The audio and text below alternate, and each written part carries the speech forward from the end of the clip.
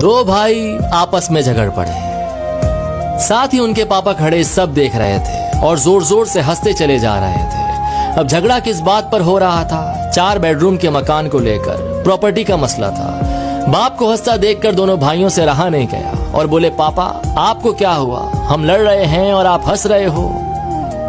बाप ने कहा, बेटे तुम इस चक्कर में पड़े हो, मैं कल तुम्हें अनमोल खजाना दिखाऊंगा, कल चलो छुट्टी लेकर मेरे साथ। दोनों भाइयों ने छुट्टी ली और सुबह सुबह तीनों निकल पड़े। एक बस में चढ़े तो 2 ही सीट खाली थी। अब जाने वाले 3 थे। 10 घंटे का रास्ता था। कभी एक भाई पापा के साथ बैठ जाता, दूसरा खड़ा हो जाता, तो कभी दूसरा बैठ जाता, पहला वाला खड़ा हो जाता, और इसी तरह सारे रास्ते एडजस्ट करते हुए चले गए।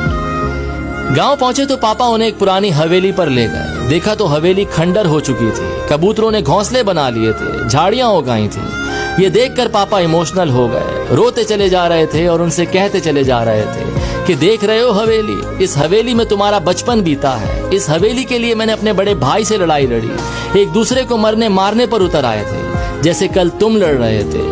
हवेली तो मुझे मिल गई थी, लेकिन भैया बाहर चले गए। मुझसे कहा तू ये मकान रख, रिश्ता खत्म। मैंने अपने बड़े भाई को खो दिया इस हवेली के चक्कर में, और आज ये हवेली खंडर बन चुकी है। तुम दोनों इसी तरह लड़ते रहे तो मकान तो खंडर हो जाएगा, लेकिन रिश्ते हमेशा के लिए खत्म हो जाएंगे।